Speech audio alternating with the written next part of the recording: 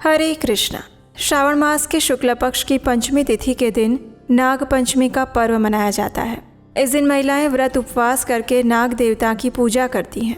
अपने घर की रसोई घर अथवा पूजा घर के पास दीवार पर नाग देवता का चित्र बनाकर विधि विधान से उनका पूजन करती हैं और साथ मिलकर नाग पंचमी व्रत कथा का श्रवण करती हैं।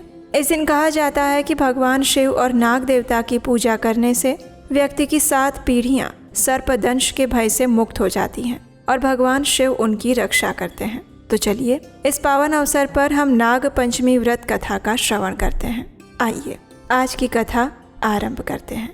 पूर्व काल में एक नगर में एक वृद्ध स्त्री रहती थी। उसके 7 पुत्र और 7 पुत्र वधुएं थीं। उसमें से सबसे छोटी बहू के मायके में कोई नहीं था और इसलिए उसे सभी अभागन कहते हुए कटु वचन कहते थे।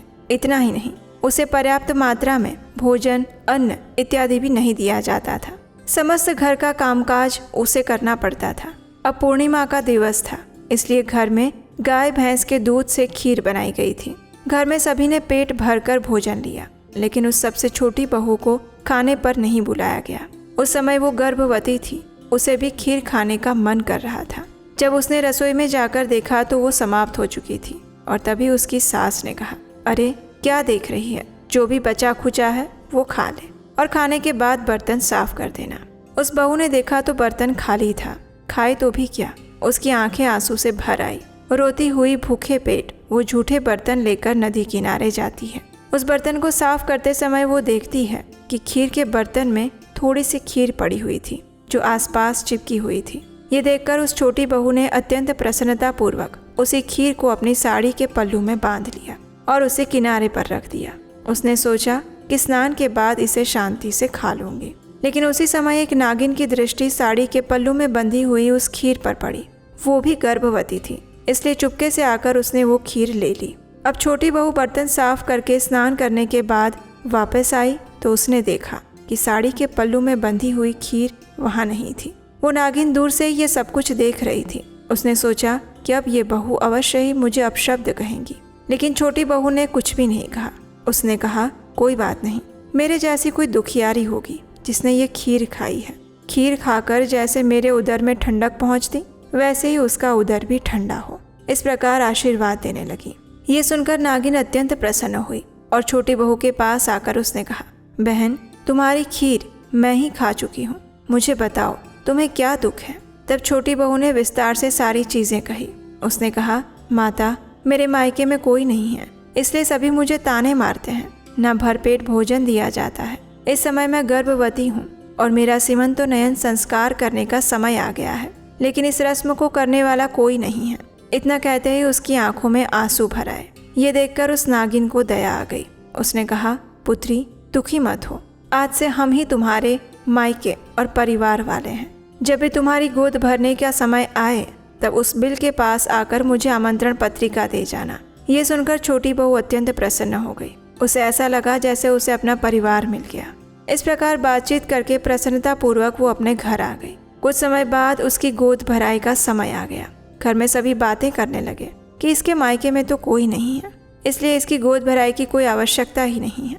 ये सुनकर छोटी बहू मन ही मन व्याकुल होने लगी। फिर भी उसने अपनी सासू माँ से कहा कि मेरे मायके में दूर के सगे रहते हैं, इसलिए निमंत्रण पत्रिका तो लिख कर दीजिए।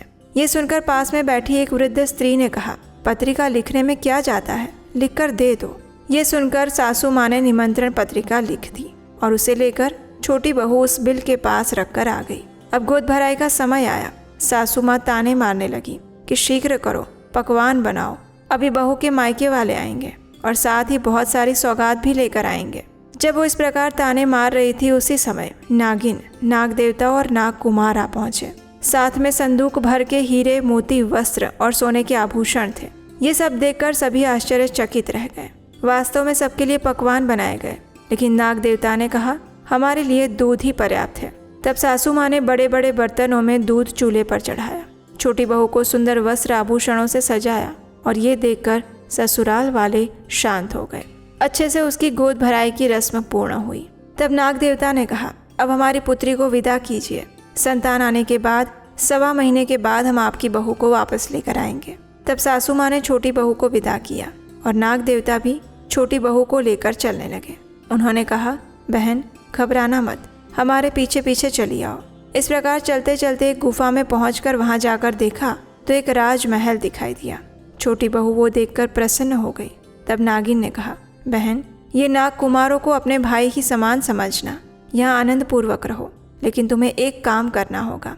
सुबह दोपहर और संध्या समय में ये घंटी बजाना, जिससे सभी नाग कुमार दूध पीने के लिए एकत्रित हो जाए। उनको नियमित रूप से दूध पिलाने का कार्य तुम्हारा है। समय बीतने लगा। छोटी बहू ने देवतुल्य पुत्र को जन्म दिया। पुत्र दिन ब दिन बड़ा होने लगा और इस प्रकार छोटी बहू का पुत्र बड़ा हो गया। एक दिन छोटी बहू दूध गर्म करने के बाद ठंडा करने के लिए बाहर रखकर आई थी और उस समय उसका पुत्र खेलते खेलते उस दूध के पास जा पहुंचा। वहां पड़ी घंटी को देखा और वो घंटी बजाने लगा। घंटी की आवाज़ सुनते ही सभी नाग कुमार वहां दौड़ते हुए आ गए। उनको देखकर पुत्र भयभीत हो गया और उसके हाथ से घंटी छूटकर गिर गई और वो घंटी उनमें से 2 नाग कुमारों की पूंछ पर गिरी, जिससे उनकी पूंछ कट गई। दूसरे नाग कुमार ने जब दूध पीना शुरू किया तो गर्म दूध के कारण उनका मुंह जलने लगा। जब छोटी बहू ने यह देखा तो वो अत्यंत दुखी हो गई, लेकिन वो क्या कर सकती थी। उसका पुत्र भी छोटा था, उसे भी वो क्या कह सकती थी। लेकिन ये देखकर नाग कुमार अत्यंत क्रोधित हो गए और कहने लगे कि हम तुम्हारे पुत्र को नहीं छोड़ेंगे। उतने में नाग माता वहां पर आ गई। उन्होंने नाग कुमारों को शांत किया, लेकिन उसके मन में अभी भी द्वेष था। अगले दिन छोटी बहू को ससुराल भेजने का समय आ गया, इसलिए नाग माता ने उसे बहुत सारी भेंट सौगात दी और विदा करते हुए कहा कि पुत्री, अगर कोई दुख हो तो यहाँ आ जाना।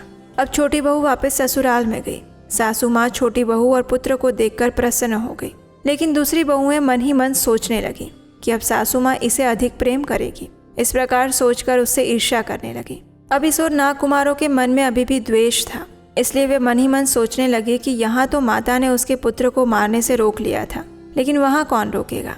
इस प्रकार सोचकर सभी नाग कुमार छोटी बहू के ससुराल में आ गए। वहाँ पड़े एक घंटे के नीचे छुप गए।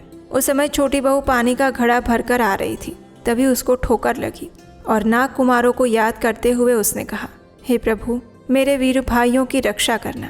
ये सुनकर नाग कुमार सोचने लगे कि अभी भी हमारी बहन हमें इतना याद करती है। इसी प्रकार दूसरे दिन भी छोटी बहू पानी भरने गई। तब भी नाग कुमार चुपके से वहां पर आ गए और उस समय भी छोटी बहू को ठेस लगी और फिर से उसने वही कहा। अपनी बहन का ऐसा प्रेम देखकर उसके पुत्र को डंसने का विचार उन नाग कुमारों ने छोड़ दिया और फिर वहां से चले गए। अब एक दिन खेलते खेलते छोटी बहू के पुत्र ने बड़ी बहू के दूध की प्याली को गिरा दिया और ये देखकर वो बहुत क्रोधित हुई। वो बालक पर क्रोध करने लगी, उसे ताने मारने लगी कि मेरा दूध क्यों गिरा दिया, तुम तो बड़े मायके वाले हो, तुम्हारे लिए तो कल आ जाएगा, लेकिन हमारा क्या। इस बात से छोटी बहू बहुत दुखी हो गई। अपने पुत्र को लेकर फिर से वो नाग माता के पास गई और अपने दुख की बात कही। नाग माता ने भी 2 दिन उसे अपने पास रखा और कहा, पुत्री चिंता मत करो, जाओ तुम अपने घर पर जाओ, मैं तुम्हें कल गाय भेज दूंगी। अब छोटी बहू वापस घर आ गई और उतने में ही छोटी बहू के भाई नाग कुमार बहुत सारी गायें लेकर वहां आ पहुंचे। छोटी बहू नाग कुमारों को देखकर, अपने भाई को आया हुआ देखकर अत्यंत प्रसन्न हो गई। उसमें से कुछ गायें उसने अपने पास रखी और थोड़ी जेठानी को दे दी और इस प्रकार ये सब देखकर सभी उनकी अन्य बहुएं भी प्रसन्न हो गई और इस प्रकार पूरे घर में प्रसन्नता फैल गई।